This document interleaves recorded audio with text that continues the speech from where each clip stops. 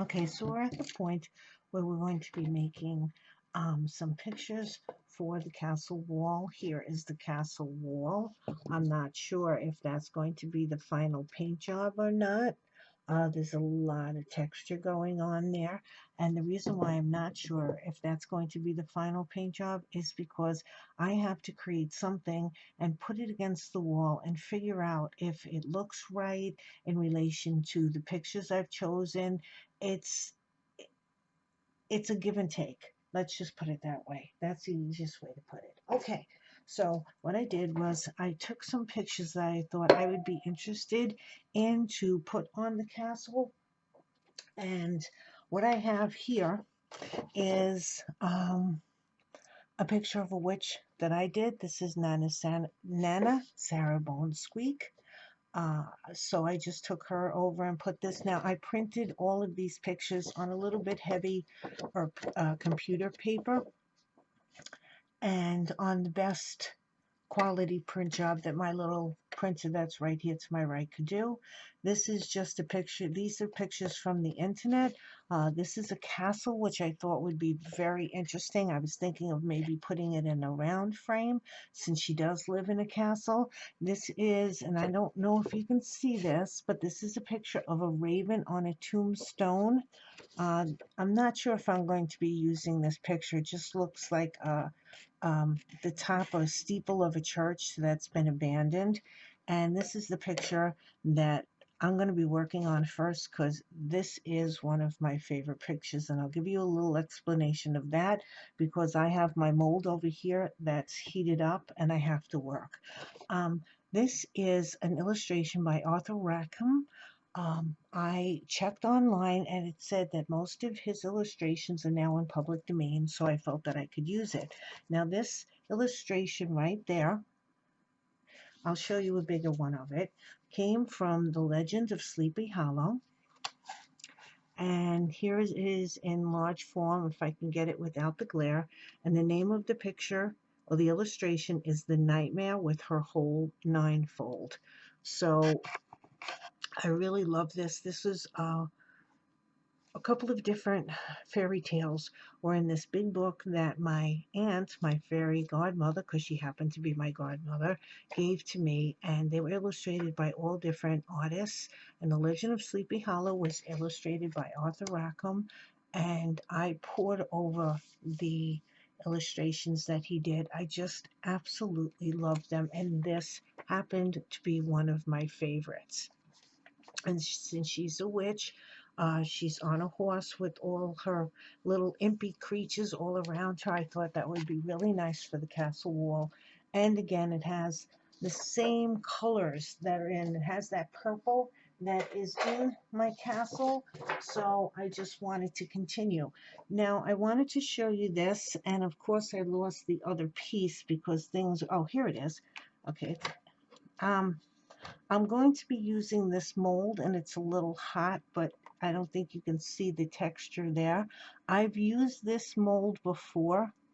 I used it on the castle right in here, right over here. I'm hoping you can see this right under here. And this mold has come in very handy for a lot of different projects. I really love this mold. And here it is. I did one of these. I put it in the oven, but I wasn't patient because I was trying to get things out to tape and it fell apart. But I was able to salvage this piece, and I just want to show you how it's going to look. I think that would be a really pretty picture frame, and I'm hoping you can see the texture. And I will show you how I make the frames after I get all of these pieces out of the oven. Because I have to get them all out because I don't know what color I want them. I don't know if I'm going to keep them black. I have to sort of see how they look against the castle wall. So right now I'm making it in black liquid clay, polymer clay. I'm hoping I have enough. I seem to be running out of this. You put the instructions on this is to put the mold in the oven, if you're using a silicone mold, in the oven for 15 minutes. And then I've done this before on camera, but just in case, I think I'm running out of this stuff. But I'm going to take my time now because I was really rushing before. I don't know why I was rushing so much. You just fill the mold. You just squeeze it. And once you finish filling the mold in, you put it in the oven. And this says at 275 to 300 degrees. This is Fahrenheit. I don't know what it is Celsius. Sure it's on the bottle, but I don't want to stop to look on the bottle right now. You fill the mold in. You let it bake for 15 minutes. You take it out of the oven and you wait for it to cool before you go and mess with it. Now I think I'm running a little low on my liquid polymer clay right now, especially my black because I used it a lot for different things. And if I need to, I will go and buy some more at Polymer Clay Express. I'll put the link underneath in the descriptions. And if you decide that you would like to buy anything from Polymer Clay Express, put my name in the comments and he will give you 10% off your order. Your order will go through without the 10%, and then once he the transaction is complete, he will refund 10% of your money. And he is a really wonderful guy. The shop is sort of like a mom and pop type shop. And that's why he's not set up to give me a coupon code for you to put in. But if you ever have any problems, which I don't think you are going to, I believe he wants you also to put your email and your phone number in the order. I never received like this is not to get any kind of crazy calls or anything. This guy has been in business for a long time. He has the best quality, the freshest quality polymer clay that I've ever had. When you buy polymer clay from the craft stores, unless you have a big polymer clay community, it's really it can be very old, and it's just a pain to work with because it dries out.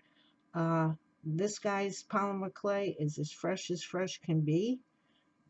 I've been purchasing through him for years. I also get my clay blades there. The pasta machine that he has is a dream machine, I believe it is, and that's very intense. So I didn't buy that. I just have, like I've told you, I have my pasta machine that I used to use for pasta because I inherited my mom's. But seriously, if you're into polymer clay, I would go there and get it. That way you're getting the best, freshest quality of clay. Okay, so enough of me talking. I am going to put this in the oven for 15 minutes while the mold is still pretty hot here. I will get all of the pieces because I do have to do this one more time because the frame is a little big. Oh, well, I'll show it to you. I'll show you how easy it is to cut with this new tool I got. I love this thing because it makes beautiful angles. A polymer clay is like cutting butter. Okay, so I'll be back when I have all of my pieces so I can start to make a frame and see what I want to do. One of the things that I didn't tell you in the earlier video was after I printed my photos on this little thicker paper, I then used this spray. I've had this for such a long time. I don't even know if it's still around, honestly. It's Duncan SS339 Super Matte, and it's a ceramic sealer. I got this, I think it was recommended by someone, and I don't use it a lot, but I probably will because I don't like spraying things in the house, and now that it's getting a little warmer outside, I'll be using this a lot more. It adds a protective coat, so I didn't want my pictures to smear after they printed.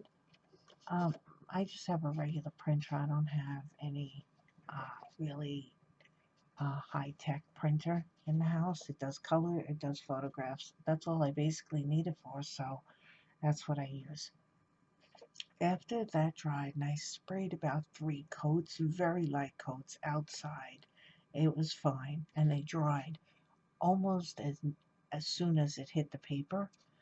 I then used some Modge Podge, very little amounts, and did I put on my paintbrush, and I stabbed, like, dabbled it, stabbed it, I don't know, dappled it, I don't know what it's called, but you know what I'm saying, just to add a slight bit of texture to the finish. I didn't brush it on, I dabbed it, okay? Then I cut this one out. All right, now I wanted to have a backing for my frame, and I have this really nice cardboard here. It's brown on both sides. It's not one of my cereal or oatmeal or any other kind of boxes that I normally have, but it's very thin. And I'm using a tip that Heather Tracy has by putting this Starbond Superfast Thin super glue, instant glue, over, put it down, take something to spread it with, keep your nose far away, your nose and face far away, plus of course have plenty of ventilation, and just spread it around. This was on a bigger piece and I cut it down. Now this is 1-ply, which means it's just one layer of my cardboard. You can see the difference in the color. And this is with, it's 2-ply. I took a piece of this, I cut it, and I put the white PVA glue, laminated it together, put it under a heavy weight until it dried. And then you get 2-ply, and then I did the same thing with the instant adhesive, the Starbond, on both sides. And this makes it become really very stiff. I love this for using, I love this tip that Heather had for using cardboard.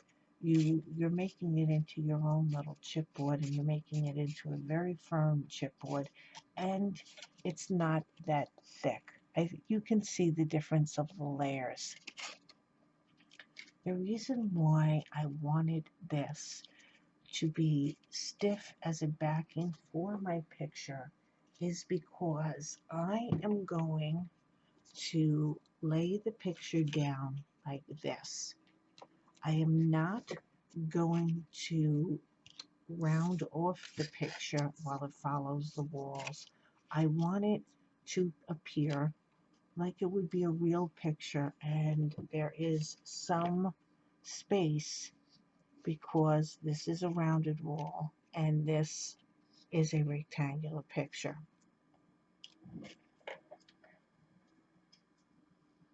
I'm going to glue this onto this, but I also put some of I'm grabbing the wrong thing, the Modge Podge on the back of it. Again, stipple, dapple, whatever you would call it, just so that there's a protection of layer. Not that I think I need one, because I know that there are paper crafters out there who use fabric tack on their scrapbooks, but I just wanted to make sure that nothing happened to my print.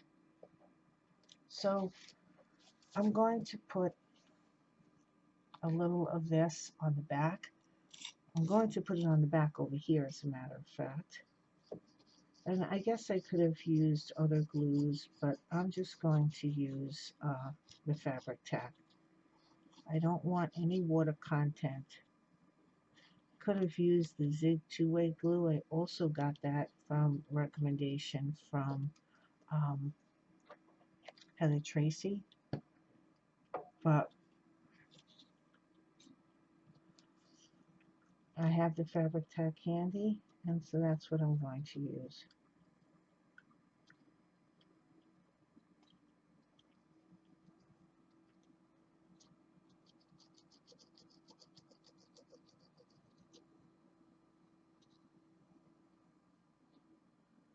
Now I'm going to wait for the fabric tack just to get a little tacky.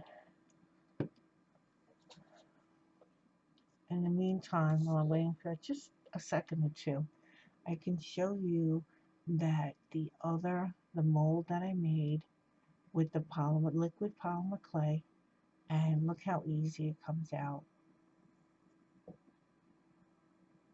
Now what I will do once I'm off camera is there is some black that's left on here.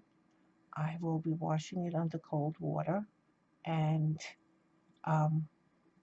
if I'm putting it away, once I wash it front and back, I'm going to give the whole mold a light dusting of cornstarch, and I mean a very light dusting of cornstarch, just so that it doesn't stick and get all this dirt on it. There's a lot of it just attracts things. It's like a magnet for dust, and with the cornstarch, it doesn't pick up anything, and it doesn't affect the light coat that I'm going to put will not affect the mold when I use it again. Okay.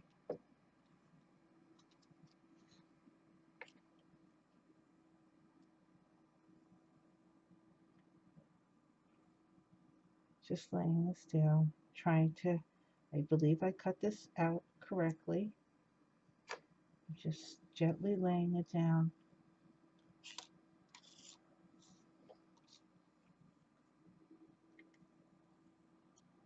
Making sure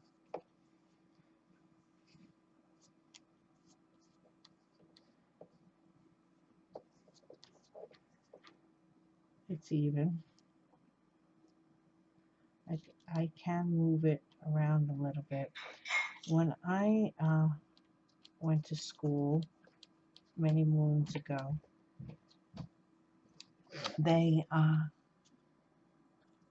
I was taught to always leave more on the bottom, but that's for an illustration when you mat it. Now this was not, I believe that this was an illustration, a colored one, a colored illustration, but we're not framing it like it's an illustration. We are framing it like it's an oil painting. And the little bit of texture I added with the Modge Podge makes it look, I think, a little bit more like an oil painting and not an illustration. If I was framing this, I would have it as an illustration. I would be matting it and then putting the frame around, but we're not going to do that. Okay, that's down. Now, I pre-cut and pre-colored some of my pieces, and I think by doing this, you can see the texture much better. How I colored them was, I'll show you, because I'm going to take this piece and do the same thing. But first I want to glue all of these pieces on here.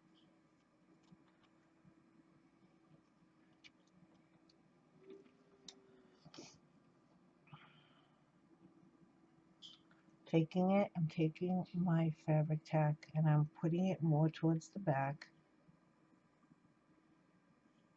and then dragging just a tiny bit up here.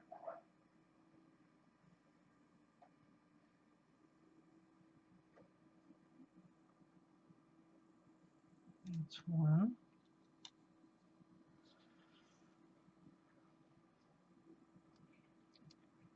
This is two.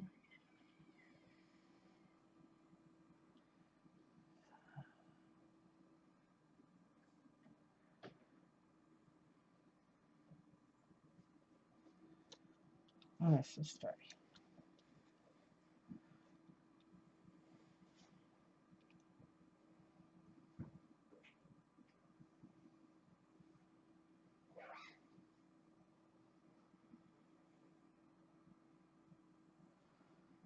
I'm going to make sure I got it on all the tips because that's where it has to lie together.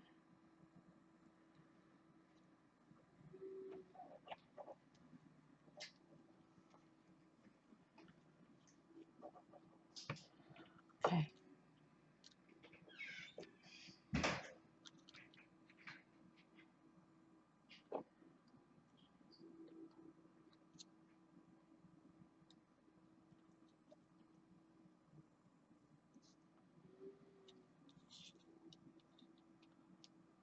Let's do that.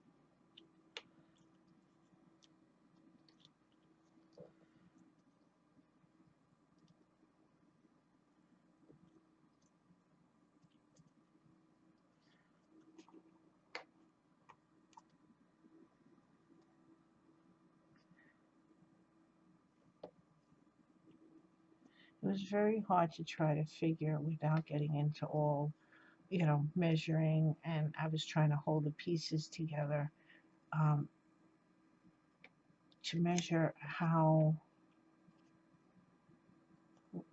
wide and the length of the cardboard backing. Now some of it is sticking out over here, and I'm going to cut that back. I may have to cut back this side too, but that's okay.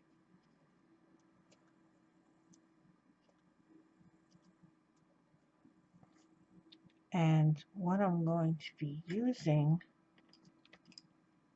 is my mat knife, and I'm going to be doing it on this. Hold on, I have to see what I'm doing. And I'm going to score it, holding this down.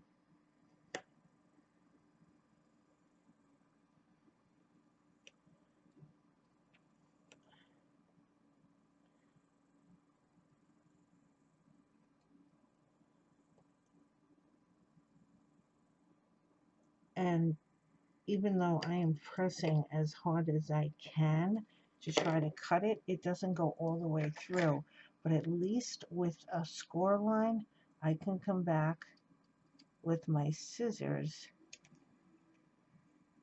and cut it off pretty quickly. Okay? And now we are lined up.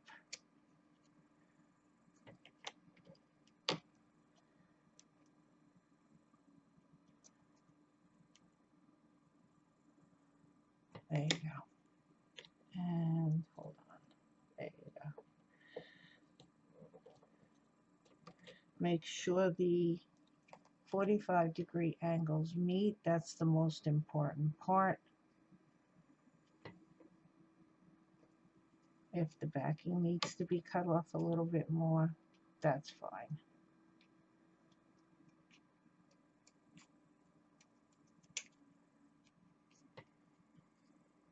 Okay.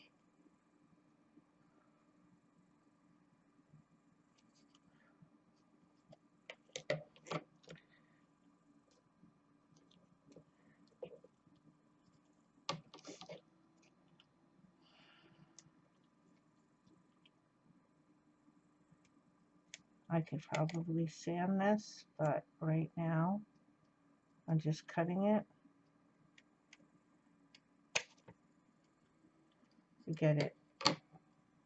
There we go. Okay.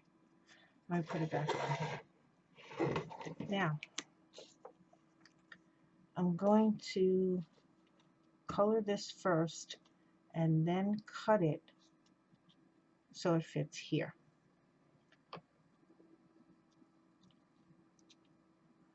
I will color it on screen just so you could see how I got this weird color. Uh, and I don't know if I'm going to be doing this on screen because I really have to measure it, but how I'm going to be hanging it, because it's on a circular wall, I'm going to be attaching a chain to it, to the back, gluing it on, and then putting a nail into my castle wall. But I want to see what the length of this chain should be, and I really have to do this against the castle wall, but it's going to be a little hard to show you, but I figured if I was telling you what I was doing, you would understand. If I had small enough little tiny hooks, I would have put it right on top of the frame, but I could make them out of wire, but to be really secure with this, I'm just going to glue it to the back. Okay.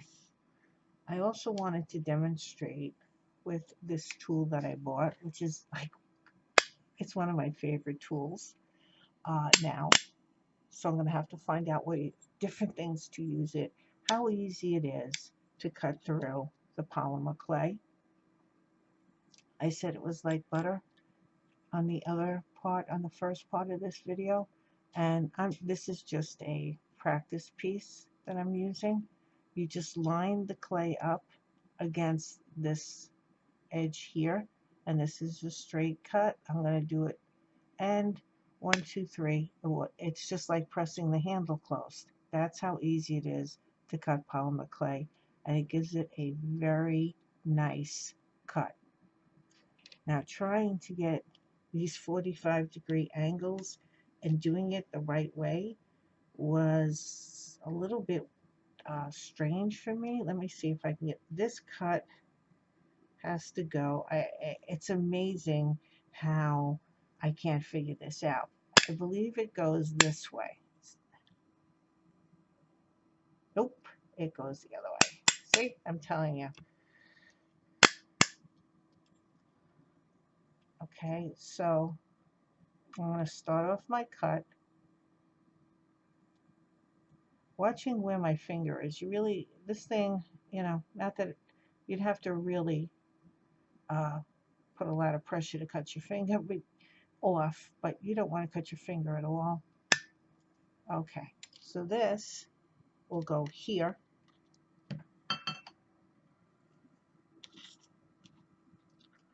This will go here. Okay, and then this, I'm using a white pencil. My cut should be start off right there.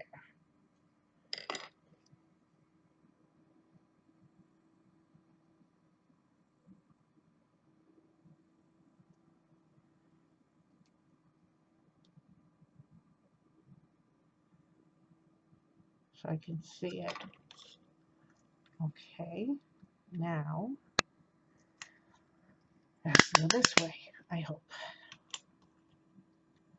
I'm just going to put the thin side on here first. I usually like to put the thick side on.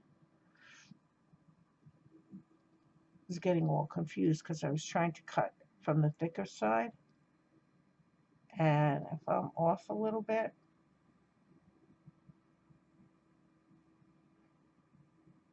as long as I don't make it short of being off, I'm okay. But I do have a little bit more to play with if I messed it up.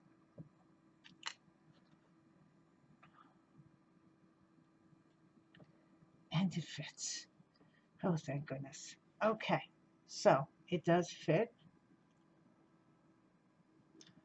I have to paint it off the frame. Let's get some of this stuff out of the way.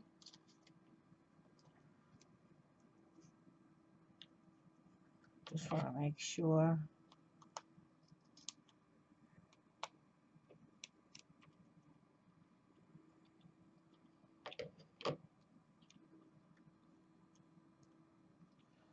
reason why I'm using the 2-ply instead of the 1-ply is I felt at first the 2-ply was too thick, and that's why I tried to do it on the 1-ply, but then I felt that the 1-ply it might bend a little bit too much, especially since I'm putting it flat against a curved surface. So then I went back to the 2-ply, and it really isn't that bad.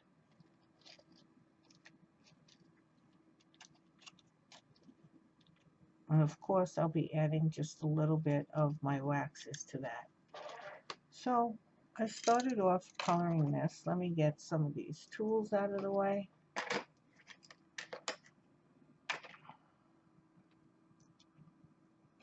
Okay. Using some of my waxes, I have brushed iron and vintage gold. And I couldn't figure out what color I really wanted it to be. So in that instance, use all of them. I wet my brush. I don't know why, but that's what I did. And I just put a layer of the gold on it, making sure to get the other side.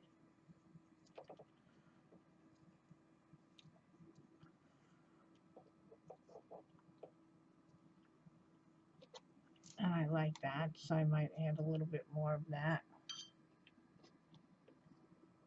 Now this is wax, so between the wax and the water, it's an interesting combination.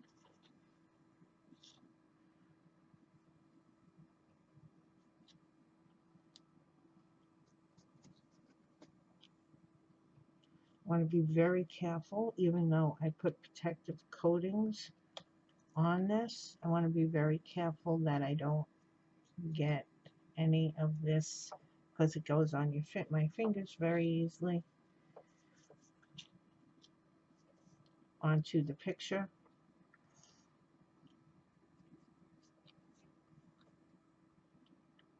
Just coloring the edge.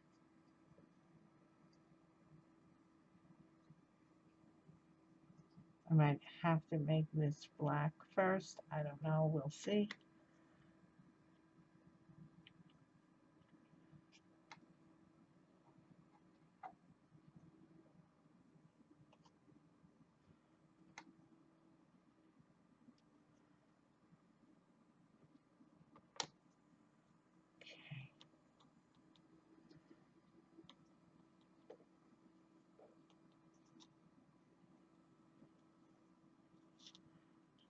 Sometimes it's hard to show you like the paints I use, because sometimes I put one coat, then I put another coat of different things, depending on how, I went back and forth.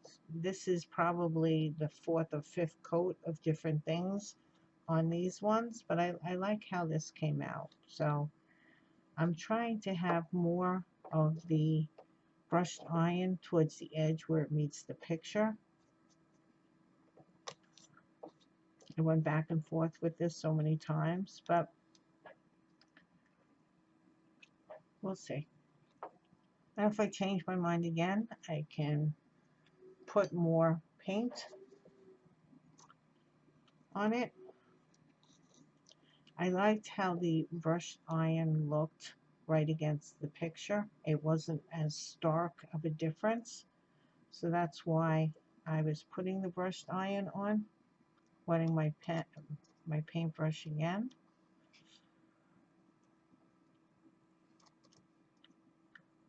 And with these little pieces, the texture of the mold is deep enough where if you put a couple of layers on, it's not going to take away from the texture. And I think the reason why I put water on is because it just makes it move a little bit smoother. And you can always take a paper towel and blot it off.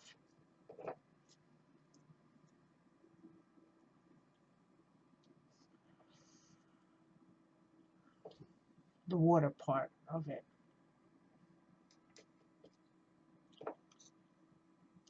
Let's see. Does it look? Okay. It looks pretty much the same. With this, I did I did the gold, I did the iron, and I put more gesso on it and went back and forth quite a few times. Okay, I think that's okay now. If I want to put a little bit more black on it, I'll just add a little bit more of the gesso.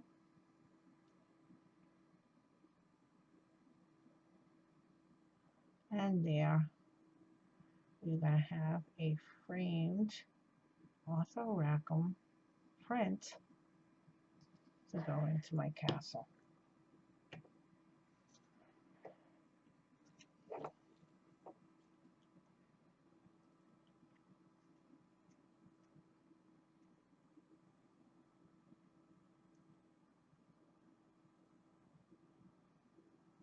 Fabric Tech does give you a little time to work on a non-porous surface like the liquid polymer clay. And we did it. Whew. You should have saw me trying to cut these other ends out. Oh, that was hysterical. Kept getting the angle wrong when I was cutting it. It was like, wow, are you a dodo? Okay, so now I have a framed piece.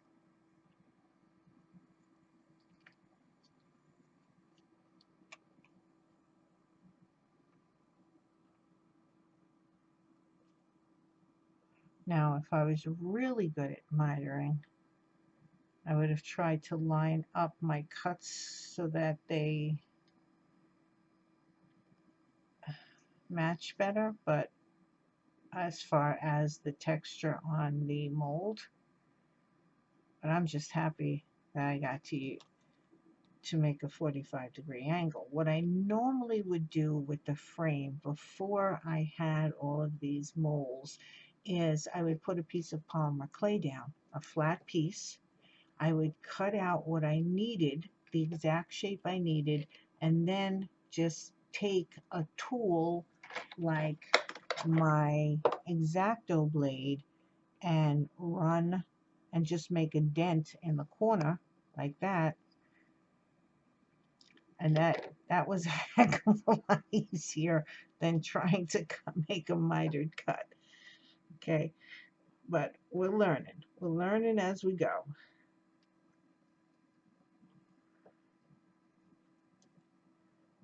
And this is also a little bendy, you know, it's a little bendy. So you can really get it to bend and go in there.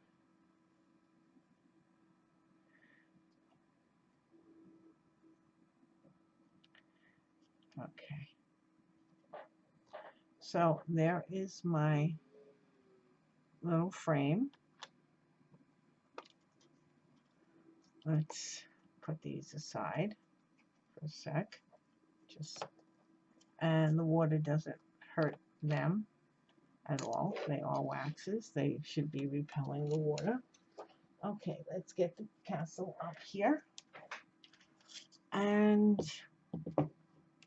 I'm thinking I'm going to put this right here. Now, I might not have room to put the other pictures around, and I might not put them here, but I might cut out that, where is it? Here it is. Hold on, sorry. I might cut out this little raven because I'm putting that with like the tombstone frame, and I might put it on the shelf as just a picture that she has on the shelf. Maybe it's a tombstone of someone that was very dear to her. So she just wants to have that out on her shelf. I may change my mind also. I may cut out the other pictures just to see if I like any of the placement. But I really like this one here. And then with the chain, I'll try to show you. It will be attaching it. Of course, the chain is going in the back. It will be a lot shorter, but that's how I will be attaching it on the wall of the castle. And there is, now the chain's going to go flying if I do this, but you can see the space. I hope you can see. Pretty hot. There you go. You can see the space between this rectangle and the round castle wall, which is exactly what I wanted.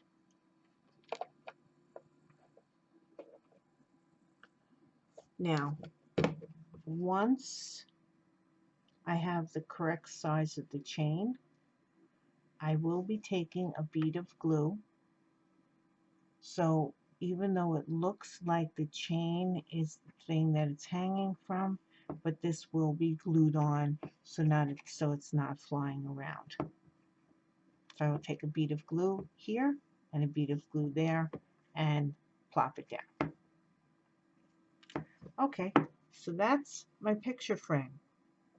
And with the more objects that I'm able to put on this and on the shelf, it will give me a better idea if I do like the final, this, if I like this as the final color. I tried to make it look like there was some smoke damaged from all the candles that she burns over here. I don't know if that's coming across properly. As far as the look, I might just whiten that out a little bit. But here is my first picture. And I really love that because I've always loved the illustration, like I said, but it brings in the other colors. The picture itself, it has the purple, it has all the grays, it's bringing in a little blue, and it does have some like pinks and reds and gold colors in, which will also bring in some of the colors of the accessories. I know that you can't see it that well, but there you go. And I know you can't see the picture that well, but I did show you in the first part of this what the picture looks like in a little bit bigger size.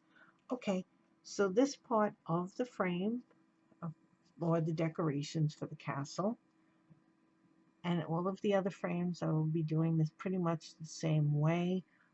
If I do frame out the raven, I will just be using cardboard. I will cut it out first because I'm going to want 2-ply against it. Let me just see. I will be using, yeah, the 2-ply gives it enough depth.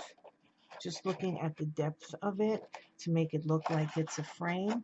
And then once I cut it out in this very lightweight cardboard and gluing it together, then I will use this technique to make it a little bit stiffer. Oh, sorry, to make it a little bit stiffer, and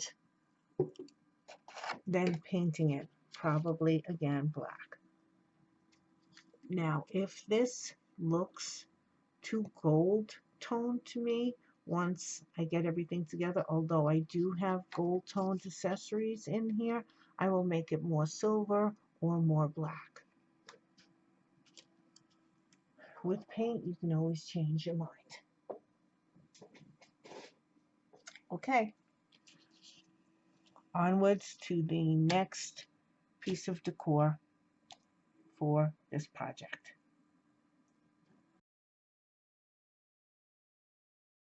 So we're at the point where we're going to be doing towels and bath mats, and I also have one of these rolled up that goes under her head because she's sitting and laying back in the bath. So the first thing I wanted to show you was the fabric is black and white, and I just felt that there was just too much black and white in the whole project, and it was getting a little monotonous maybe, even though everything is different textured and has different tones to it. So I tried to figure out what color I would want to go with besides that. And I know a lot of people say green or orange, but I just decided I wanted to do purple. Okay, so I tried it on a few different pieces of paper. I mean, fabric, because again, I didn't want to go, if I had it, I didn't want to go out and buy it. So I did this bath mat because I could do it to the exact dimensions of what I needed or what I felt I needed. And I did it all different ways with the diamonds running this way, the diamonds running that the other way, like this. And I did it all different ways, but I thought I liked this the best. And I also like the fringe. The fringe is a really cool part of it, and that's really easy to do, especially on this fabric. You take a seam ripper, which is this little doodad here, but I've also used a toothpick to do this. You could use a needle, basically anything that has a point to it. And you just start pulling out fabrics on the end of, threads on the end of your fabric. And you just keep doing that and keep doing it. And you start to get a fringe. So this is something you wouldn't use fray check on because you want the fringe. And so many times you don't want the fabric to come apart, but here you do. And if anything gets a little stubborn and won't come out, just cut it. See, it's frayed. It's fraying all over the place. But you go and you do this for as much or as long as you want to, and how much fringe you want. Okay, so that I showed you how easy that was. So now I'm going to dye this fabric. I've dyed fabric in a couple of different ways, and I don't even know if you would classify this as dyeing fabric, but this is what I did to get that this purple color right here. I had this Winsor and Newton, and this is India ink, and it's 971 violet, and it's a beautiful color, but I was running out of it. There wasn't that much left in the container, so I put some more water in it to water it up, and I just lay the ink on here. First, what I believe I did was, for some reason I used alcohol. Don't ask me why. I don't know why I used alcohol. I just could have used water. But I wet the fabric with alcohol. And since I used alcohol and everything else, I'm going to use alcohol on this, which is going to be her towel that is hanging up on the side. So I put, because there wasn't that much left and it was starting to cake, I put water in here to dilute it a little bit. And this is all I did, was painted it with ink. Wanted to make sure I got the fringe.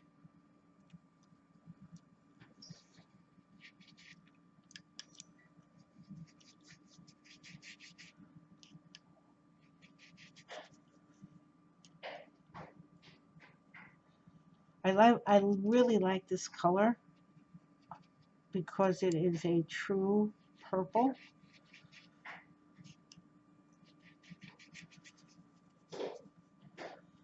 And the other thing is, I don't mind if it's faded in some areas and strong in the other, because I want it to look well used.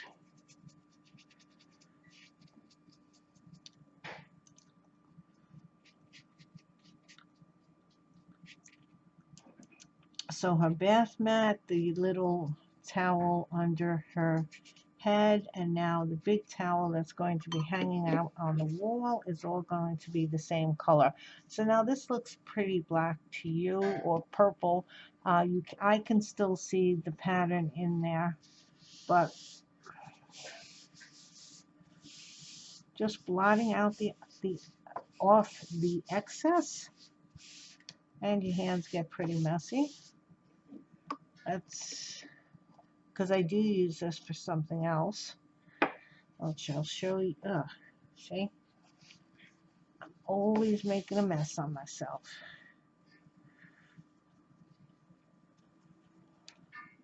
I should really start wearing gloves.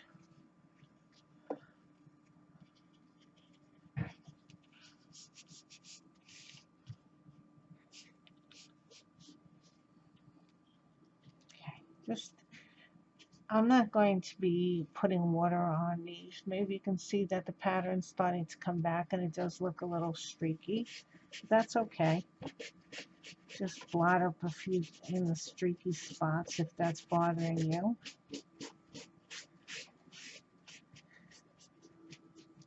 I mean, this colors everything quite beautifully. It's pretty permanent. I mean, when I'm touching this, I'm not getting ink. I'm not getting any of the ink on my hands. Doesn't rub off. I wouldn't be putting water on it. But again, this is not meant to have water put on. And can you see that the pattern's coming back? See, there you go. And it is officially dyed purple. Now, when this dries, because I'm going to let it dry, I might have to touch it up in a few spots, make it a little darker so it's not that streaky. But this was one of the easiest ways to dye a piece of fabric. I'm going to have it hanging something like that off the wall. Because this fabric is thick, which is sort of like a terry cloth towel, I probably am going to have to put glue stiffener in it so it stays the exact way that I want it to. I have the hanger that I'm going to hang it off somewhere on this desk here, probably in my little cup of goodies. But basically, that's how, and you can't see it now, just looking dark. But that's how I'm going to want it to hang on these. Oh, here's the little thing. Okay, sorry, found it. This is the little hook. It's a heart. It was a heart that had a piece here that was like a loop that I just took off. It's a coppery color. I don't know if that's coming off that well on the screen. I will be probably changing it to either brass or maybe silver. Or maybe I'll leave it a coppery color. I'm not sure. And I'm just going to put the towel through there and hang it like this on the side. And then put a nail in my wall, a little nail, and have that on top. And this is how the towel will hang. Now what like I was saying before, I'm going to use glue stiffener just so it stays the way I want it to stay. And it will be hanging there. I will probably apply the glue stiffener to the back because it does come out. It can come out a little whitish, and I don't want it to come out white. And then I will just probably, oh my God, sorry, that was, what the heck was that? Oh, my scissors scared the heck out of me. My scissors, sometimes I don't lock them properly and they snap open, and they were up in the tray over here and they snapped open, and something flew out. That was fun. Okay, so getting back to this, I'm going to put a little glue stiffener, probably wrap it to hold it the way I want it to dry, so it doesn't move that much. And it also gives it a little bit of character, the way something maybe like that, and, you know, a little flip up, and this, a little flip up. And then I'm going to put it on the piece. Okay, so this is how I dyed the bath mat, the towel, and the little towel roll underneath her head.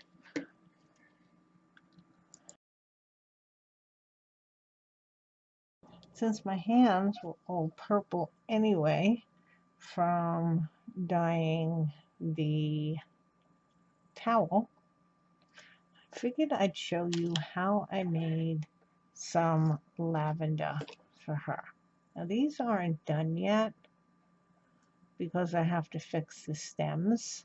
There, I just used brown wire because I didn't have any green wire left at the same thinness that I wanted. So I'm going to paint them in a little bit. But I wanted to show you this. Now this is called Flower Soft. You'll have to look at it up online where to get it. It's, for lack of a better term, it looks like little pieces of sponge or net, and I mean tiny pieces.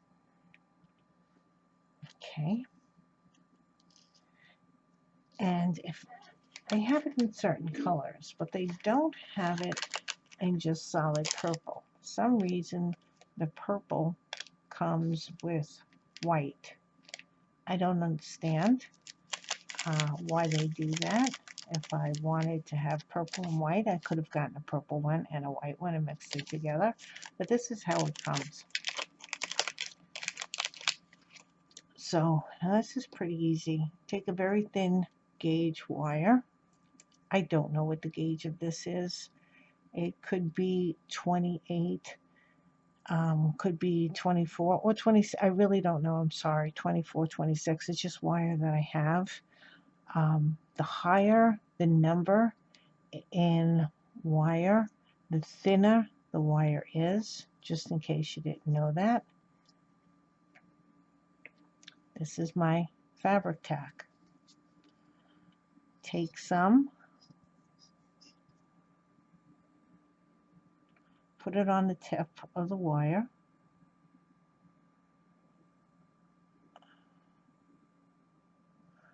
Okay.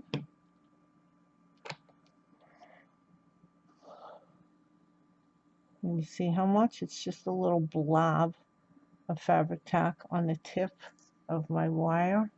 I don't know if there's any way you can see how much I put on there. Just shut this for a second so it doesn't spill. Give it a little time to dry. Just a little time. Then I take it and I just plop it in there. And then I start, and I should have wet my fingers for this. Okay, little tip on fabric tack. If you don't want it to stick to your fingers, wet your fingers. And why I'm doing this is I don't want it big and fluffy. I just want it a little fluffy because lavender is not big and fluffy. It's a little fluffy. So you just keep taking it and squishing.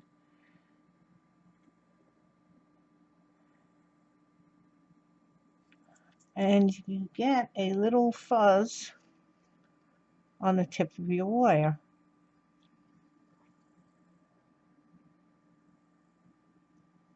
Okay.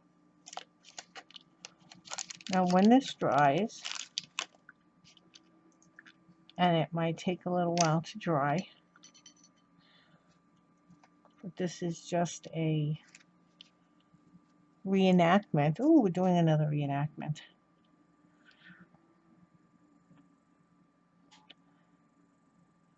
Because I love the color of this violet, I just go over all of it with the Violet, Winsor, and Newton India ink. And it might take more than one coat. That's okay. Nothing wrong with that.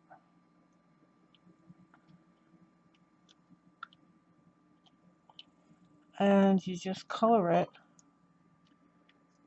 the color. Now on my screen Let's see, do I have anything that's white? Oh, okay.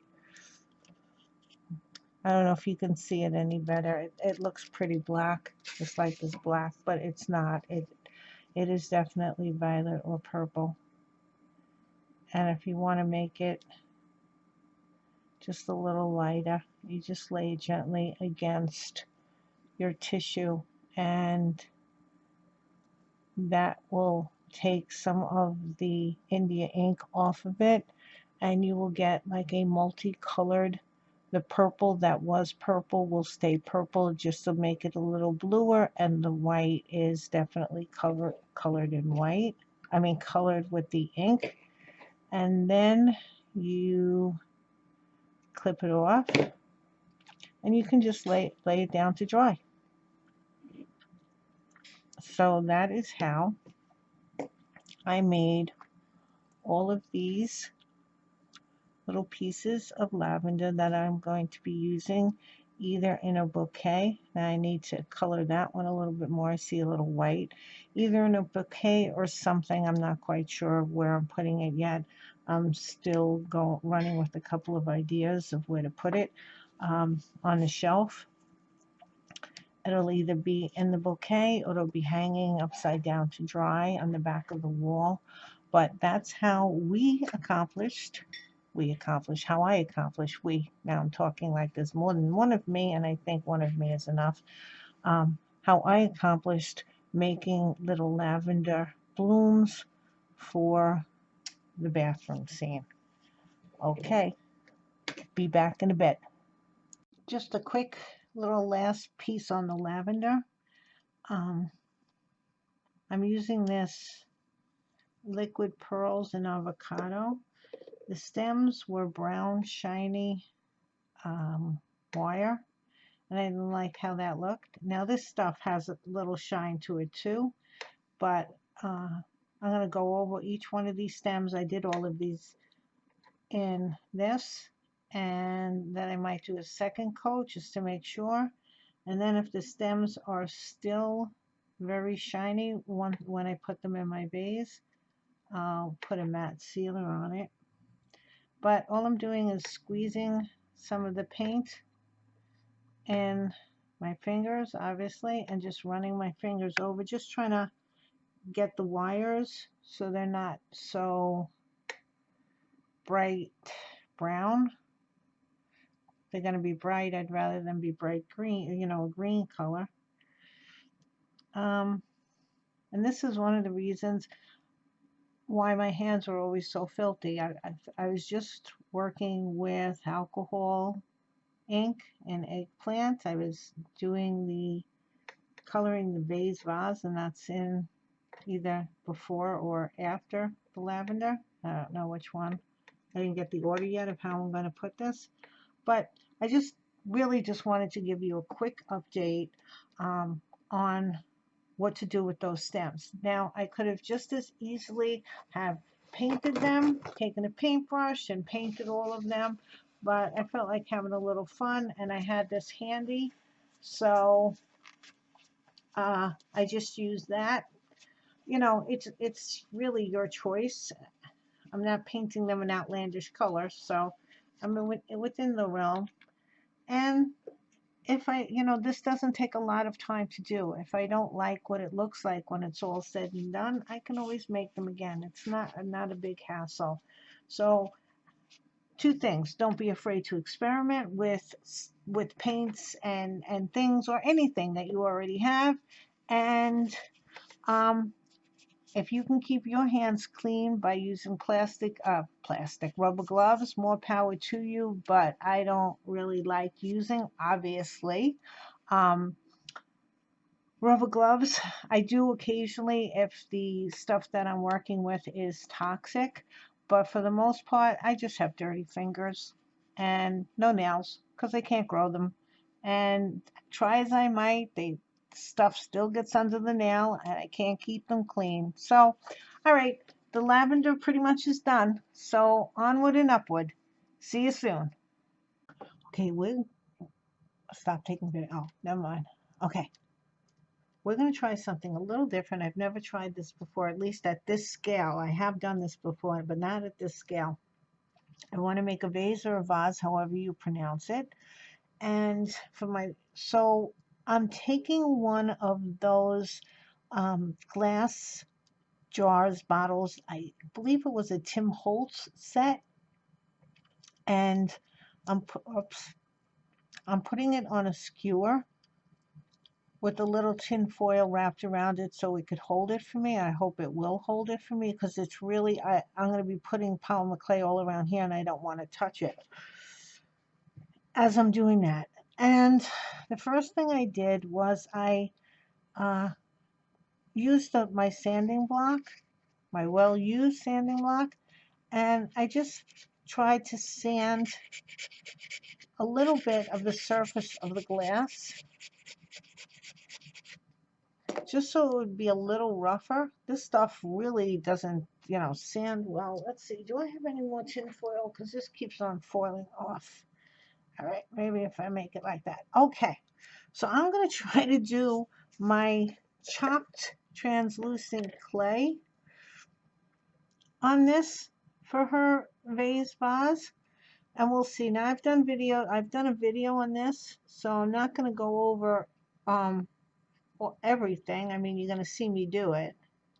But first I'm going to apply a little liquid polymer clay because it will allow these little chopped pieces. Now, the last time I did this, the pieces were a lot bigger. But since this is smaller size, I'm just trying it. If it doesn't work, it doesn't work. Okay, I'm going to have to hold it here. And again, with polymer clay, the nice thing about this is that I can do it in sections. This is my old clay blade. And if I don't like the way it looks, I don't have to use it, and you guys will not even see this video. I'm trying to find something that would help me smooth it out. Oh, all right, we'll use a smaller one. Okay, this is a clay shaper. Okay. I just want to smooth it out a little bit.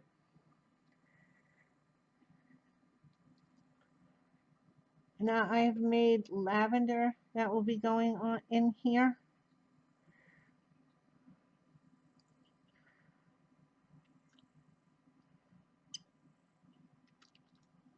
I could just, paint this a different color or just put a solid layer of polymer clay on here, but this is more fun. Let's try something a little different.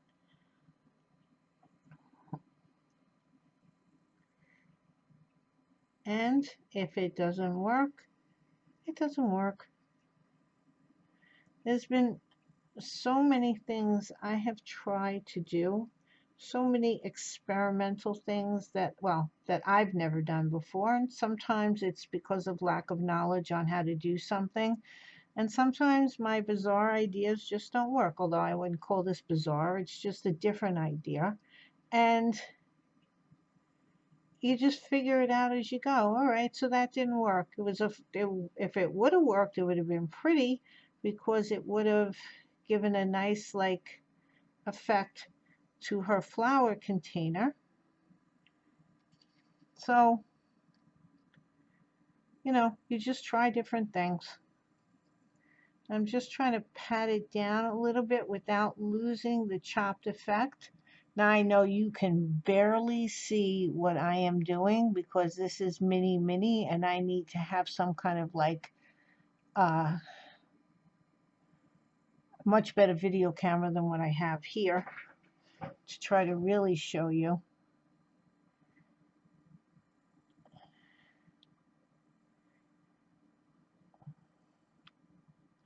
Now the liquid polymer is, oh, okay. I don't have any liquid polymer there and it's sticking just fine. Okay, too much.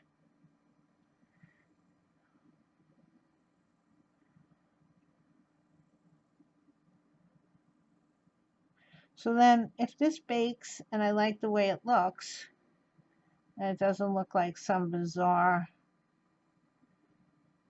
weird looking thing, I can put, you know, as we did, I can put black on here so it gets in the cracks.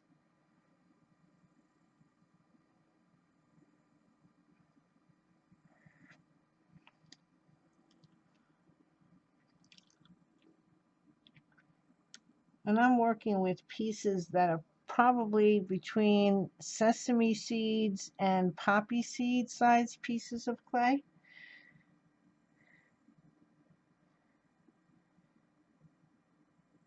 And again, this with Polymer Clay, you can series bake it, which means that you can bake this, take it out, put it in, you know, this gets baked, and then you can do some more and put that in the oven. The only thing, again, with the translucent clay is that you don't want to bake it too many times or for too long because you don't want it to get discolored.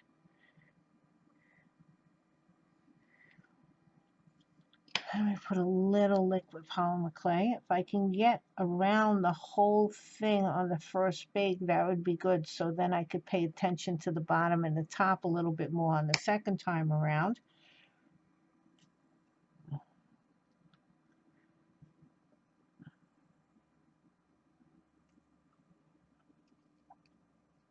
Oops, there it went.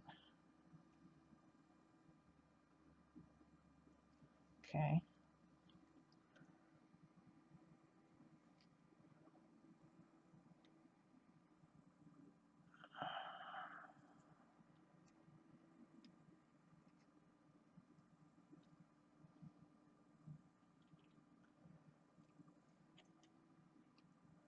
Now this is going to hold some lavender.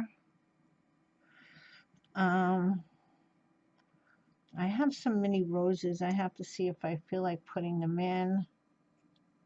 I have little pieces of greenery. I'm going to try, I think, do I have, no, I don't have any. Oh yeah, I do have green feathers. Like a sagey green feather. I'm going to see if what happens to that when you put a little glue on it. I just don't want it to look like a feather. Lots of little things we're going to try out.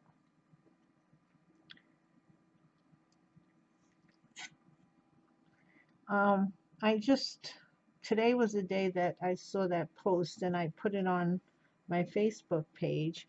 Catherine Dewey, she is the, well, one of what I consider my teacher.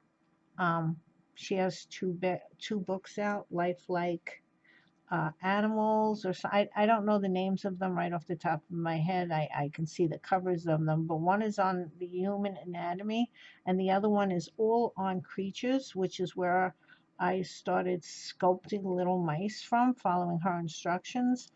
Well, she put a post on Facebook much more eloquently than what I am trying to say here about creating a piece. It's not the end result, although you do hope that the end result is beautiful. It's the joy of just chopping some more clay.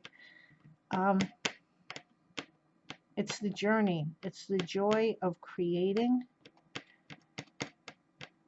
So, and it's very true, you know, because I wrote on my Facebook page, some people always ask me, how can you sell that?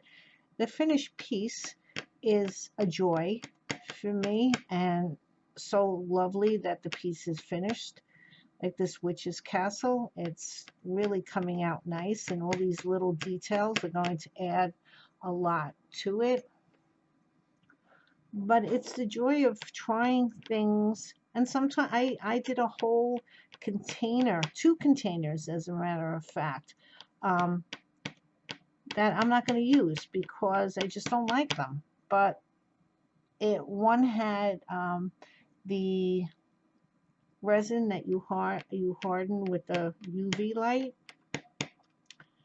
and I made it yellow, and I decorated the outside of the bottle, but it just didn't fit for what I wanted. And another one, I might still use the other one on the side, where I took another one of these bottles, only larger, and I glued black lace on it, put a label, made like a crazy mixture of beads and this and that and the other thing, and made a pretty top. You know what? Let me go see if I can find it, and I'll show it to you. Give me a second.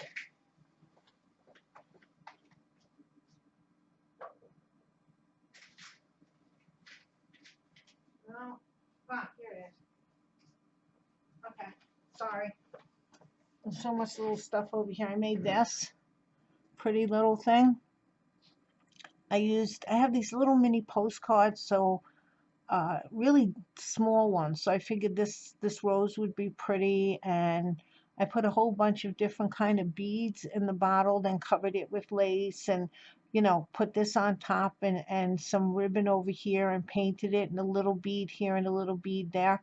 I don't know if I'm going to be using this. It might go on the side of the by the bathtub on the left hand side. I'm not sure, and if it doesn't, it doesn't. The other one, the bottle that I made, I got a little annoyed, so I tossed the bottle. Sorry about that. Otherwise, I would show you that little experiment. But you do things you don't know. I don't know if this is going to look like a pretty flower container, or it might look like something has weird disease. I really don't know. But you just try it. Because if it does come out pretty, I mean, I think this came out really pretty. I really like this. It just doesn't, I'm not sure if it fits with everything else that I've made, but I love this little thing. So I didn't throw it out. And this is not staying on this. All it has to do is stay on long enough for me to get it in the oven. And we have another little piece of whatnot there that we don't want to bake.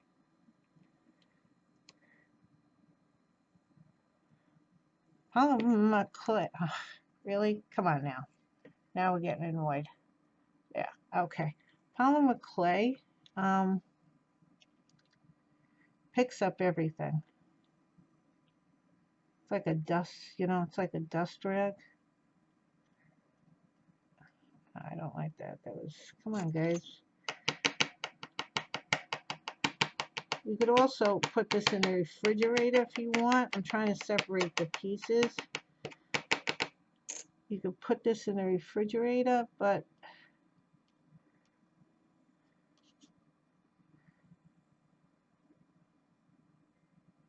what is this thing?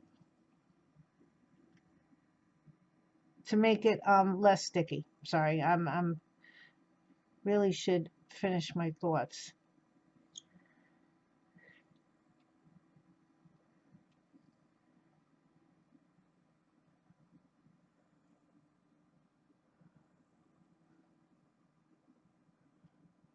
The first group of polymer clay that I put on here, I had chopped up earlier this morning before I went to my job, and left it out on my desk all day. So it got a little bit less sticky than this is right now.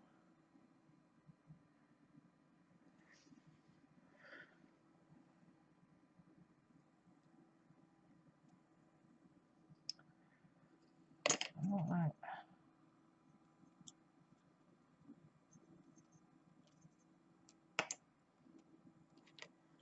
That's a little bit of a different texture. Okay.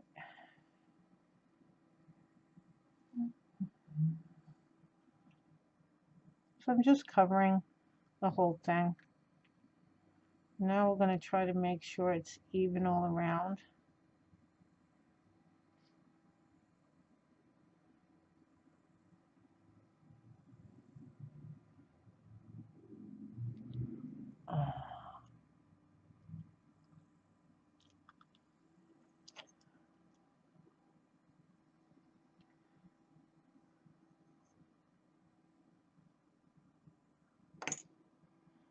An X, but you don't want it all one clump either.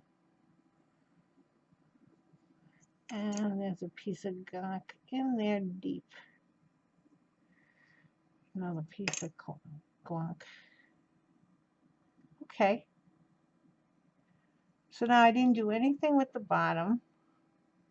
I didn't do anything with the top yet because I want to see how this comes out when I bake it.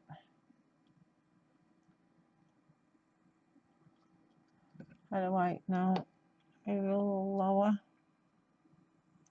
And then the light is shining in it. And I don't know how to, if I block the light, then you might not see it. It's a conundrum here.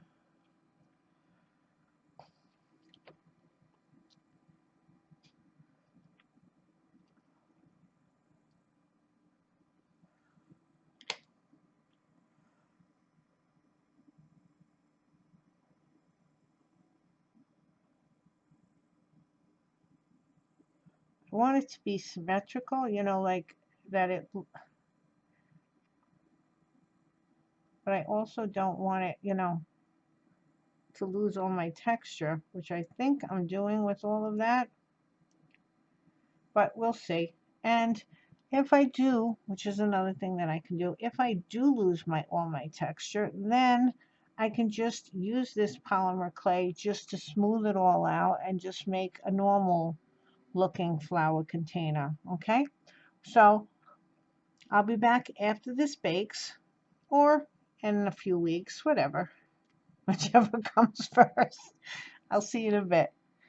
Okay, so I put my little vase in the oven, but I want to show you what I did. But right now, what I'm just doing is getting it off my baking tile.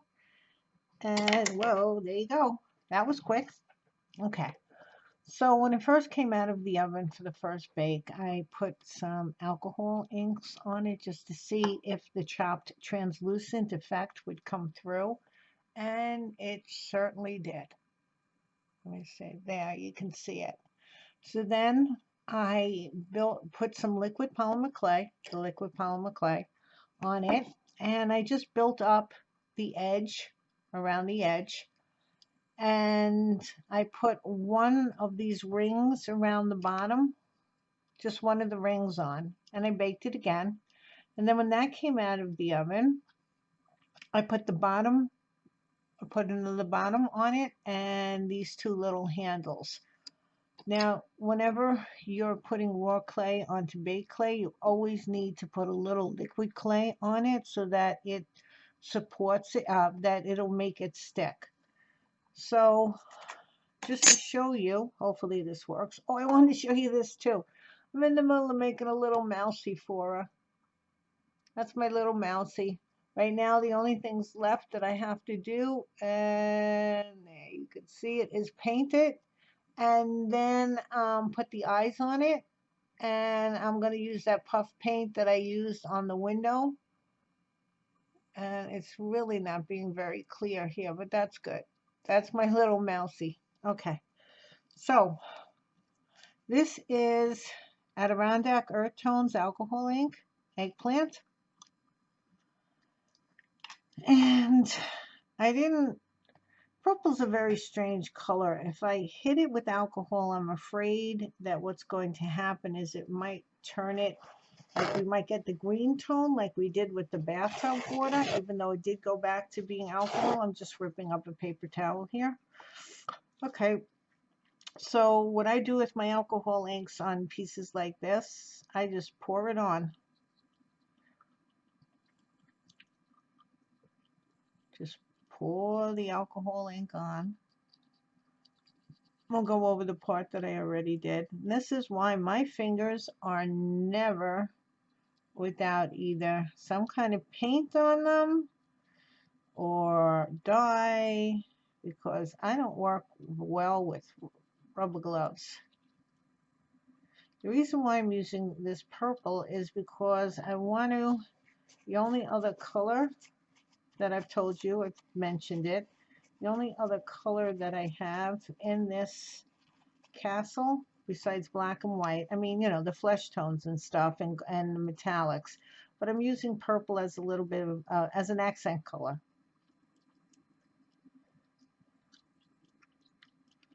And because this is translucent clay, it does, I know it's really hard to see, but it does have, it's not a flat color. That's the best way I can describe it. You know, when you paint something white, almost like when you used to put the shoe polish on your sneakers, that white thing, that's how white clay sometimes comes out, very chalky. But this has a little,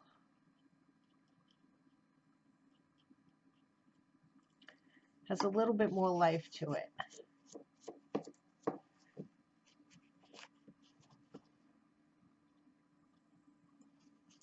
I think that's an interesting little vase.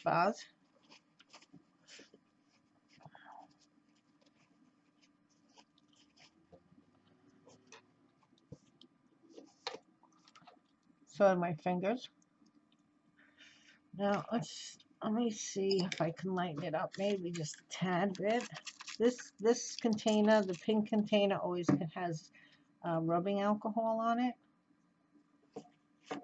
I just don't want it to turn like that green on me. This one always has the rubbing alcohol. The clear container has the water. Not that it matters what container, but I always have 2 spray bottles. One filled with water and one filled with alcohol. So this lightened it up just a bit. I didn't want it that dark. I wanted it to, the dark to get into the crevices, but I didn't want the top of it. The top didn't have to be that dark. And I think this looks nice. A little odd, a little different.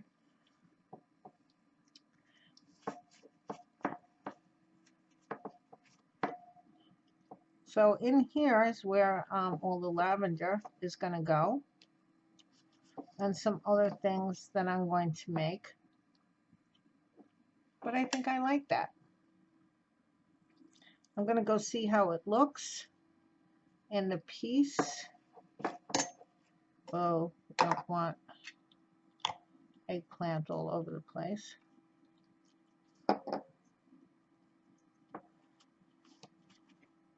Again, just another thing, and what it has is a little texture. That's all. I'm just trying to give texture, and I'm also trying not to have the same, you know, you see those Tim Holtz bottles that people fill, or those, you know, or whatever. I think it's him.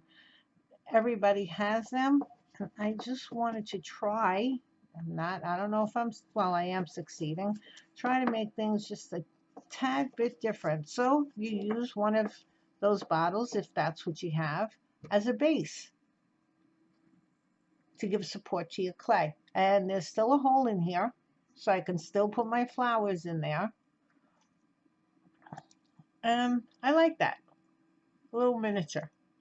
So I'm going to go put this on my shelf, and now I'm going to start working on the flowers. I believe I have a video on how I made the lavender. I'm just going to be putting other branches and things in here.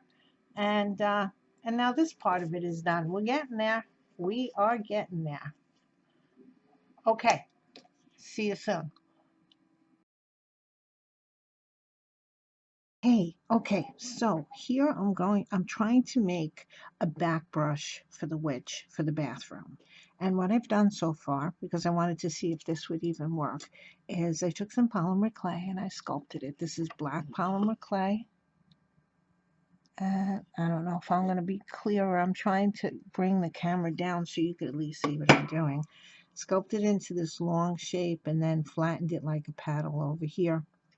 And what I'm using for the bristles for the back brush is I took one of these Christmas trees, the bristle Christmas trees, and at first I was like trying to take little pieces and then taking my scissors and cutting them, of course, because if there's a way to do something the hardest way possible, that's the way I'll do it. But then all of a sudden I realized that I could just twist this, and when I twisted it, some of the bristles, you can pull some of the bristles out. So I thought this was a really good technique, especially if you want to do hairbrushes for your miniatures.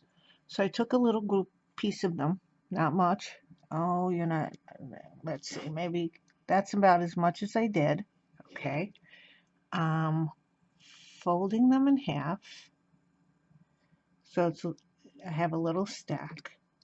I'm cutting off the ends. Now, I don't even know if this is going to work, but we're going to try it.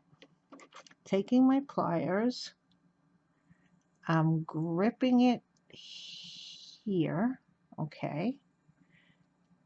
And then I'm taking my liquid Fimo and just dipping the ends of it, all the bristles, in the liquid Fimo. And this is because I'm going to be putting these in this Polymer Clay base, and I just sort of like to add a little liquid Fimo or liquid Polymer Clay because it would fill in the holes that you're making so there's a better bond.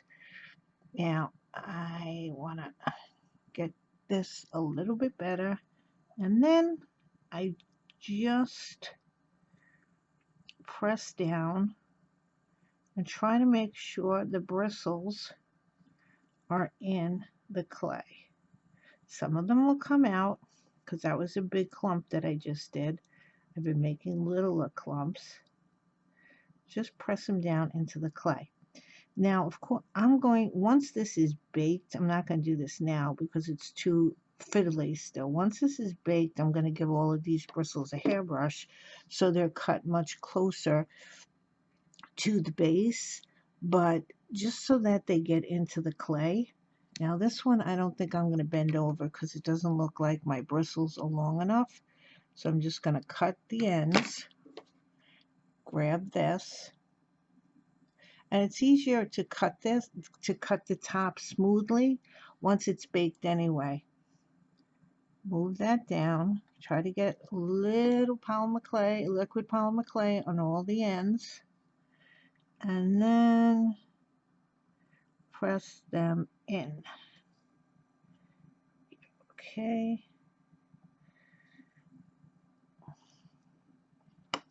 Now, if you were going to make hairbrushes and things like that, I think you could use this technique. Now, some hairbrushes, the bristles are dark, and I haven't trying to paint these yet. I'm going to leave them this color. I'm not going to be painting them. But if you do want to make your bristle, if you do want to use this technique and make your bristles dark, what I would really suggest that you do is that you make them dark while they're still on the tree. Don't try to, because this would be an absolute mess. So either paint them or dye them with alcohol inks might work. I don't know. Just press it down. Let go, press again. Okay. And if some, like I said, if some of the pieces come out, that's okay. Just lift them up. Okay. I'm going in there down deep again, trying to get them down a little bit more. Hopefully this is going to work. Now, the reason why you see this, my water happened to be a little bit dark because I've been using a lot of black paint. I want the curve of the back brush because I was looking at them online and I don't have a back brush. They all curve, I guess, so it's easier for you to see. It's easier for you to wash your back. I'm hoping this is all in focus. It's easier for you to wash your back. So I just took some paper towels, wet them, and put them like this. They can go in the oven at 275. Nothing is going to happen to them. They're not going to burn. And then you can bake them up. And by the time the piece, because this is about, 15-20 minutes, I guess, of baking time, by the time the piece is baked, the paper towels will be dried out and they will be fine. Now, I tried to sculpt a little bit on the other side because anything that's flat on a tile comes out when you bake it very, very shiny. I tried to do a little sculpting, but polymer clay is very flimsy, and especially when you're working with especially when it's a thin piece like that. So, the back isn't going to be seen that much because of the way I'm going to put it in, if I even use it. I hope I decide to use this in the project. I just wanted to have extra bathroom accessories in there.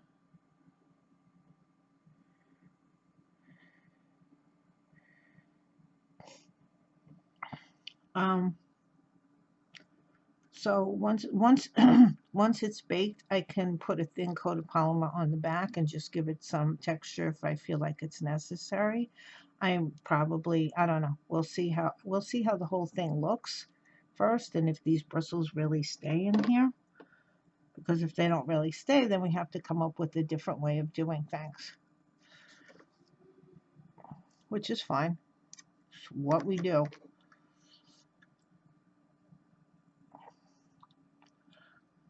But if you wanted to make a hairbrush, you could, you know, put silver leaf on that, make it a little bit more decorative, whichever style that you would like to do, whatever style you're in. I'm just doing a wood pattern because I'm not really following any particular motif. I know I have a spiderweb window, and then there's going to be some bats on the outside of the castle, but there's no real motif, like if you wanted to make it a serpent head or something like that, or a serpent's tail. I really didn't want to do that. I just wanted it to be wood, like a wooden branch. Oops, out of frame, dipping, and then just putting in. So after I bake this and cut down the bristles, if it works, if these bristles stay, which I think they should, I think we shouldn't have any problem. I'm just going to cut some of these down a little bit, see if they're not going to fall off while I do that. Just a little. Some of them did.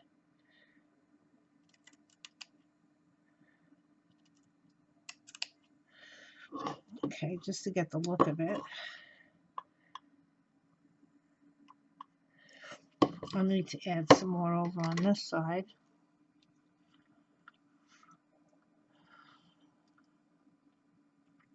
So when you design yours, you can do whatever you want. You can make them silver, you can make them gold, you can make them even the tortoise shell with polymer clay. You can do all of that. Just depends on how detailed you want to get. But I think that these little Christmas trees were, because I was thinking about it, I'm like, well, what the heck am I going to use for bristles? And then I said, oh, you got those Christmas trees. That stuff is pretty bristly. I mean, I think you could probably use an old paintbrush to do this. You can make a hairbrush out of an old paintbrush if you wanted to. That would work.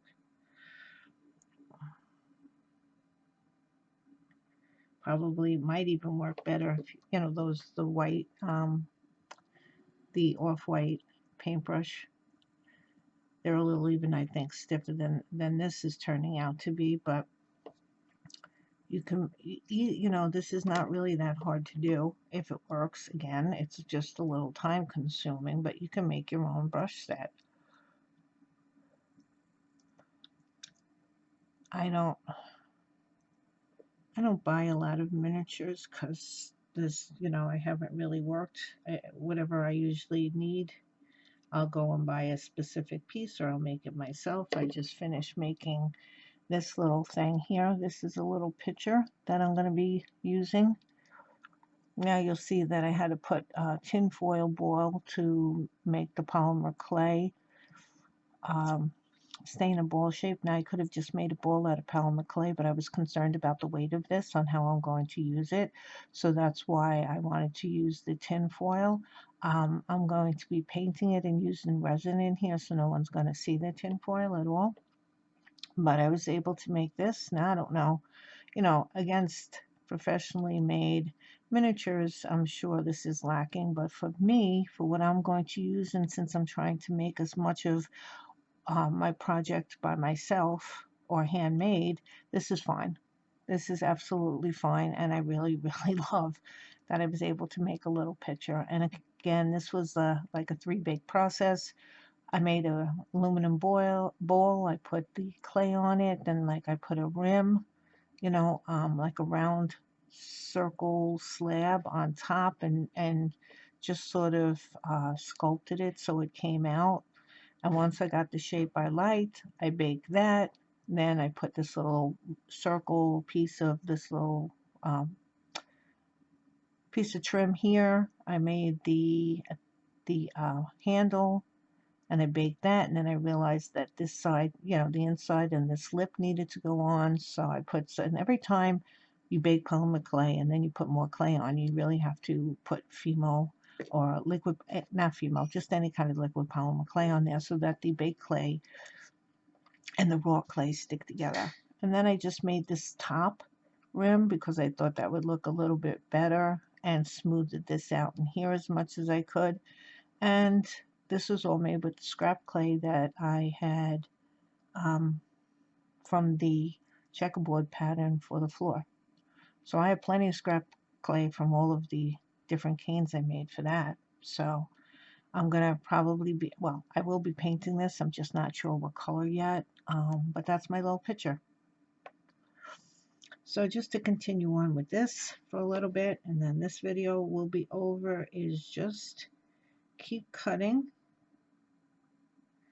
and placing in pieces where you think you miss it, where they, well, not where you miss it, where they need it.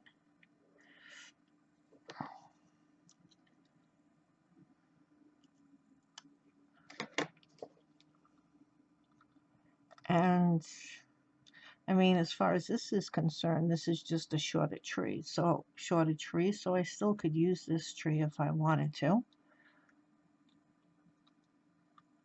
Just have to cut down tighten up the wire, because I unwound it and tighten it up real tight and cut off the excess.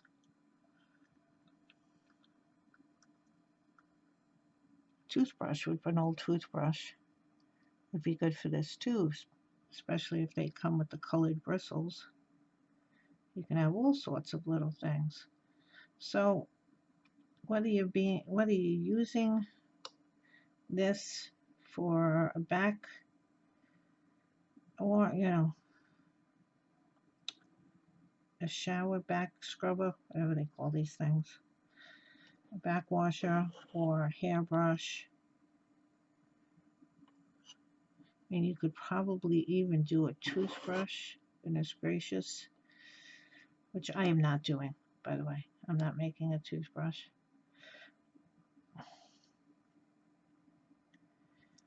And this does not have to be 100% perfect. It just has to give the look.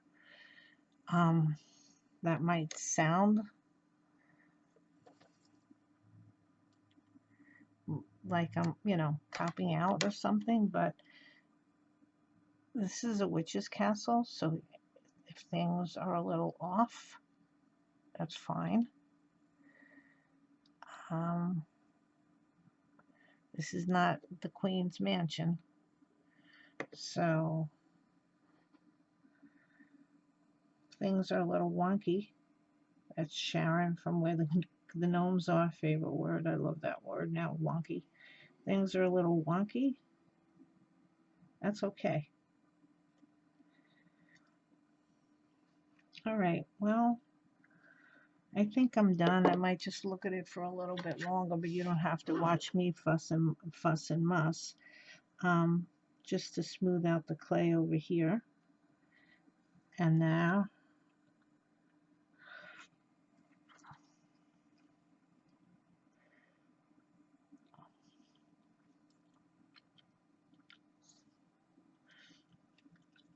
this is going to go in the oven, and this is going to bake.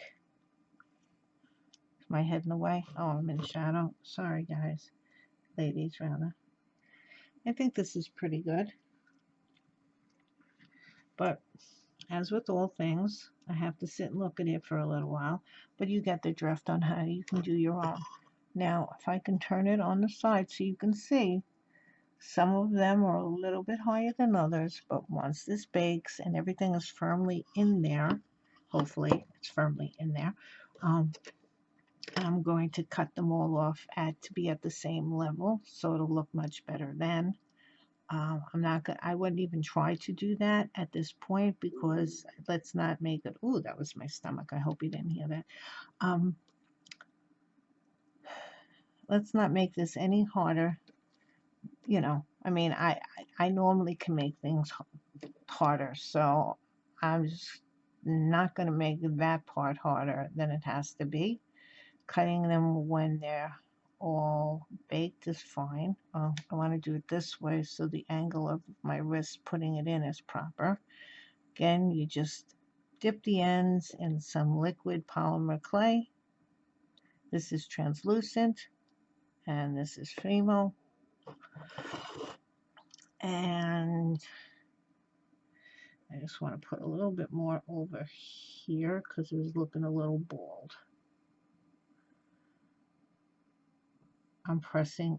I was pressing in. I thought I was pressing in. I guess I wasn't. Wasn't. Oh gosh. English. Thank goodness kids don't watch this video.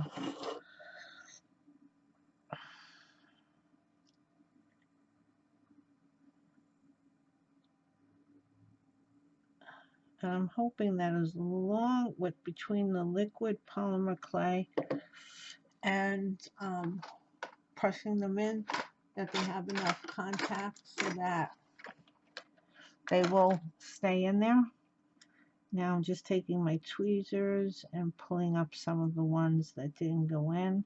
You could also use tweezers for this to push them in.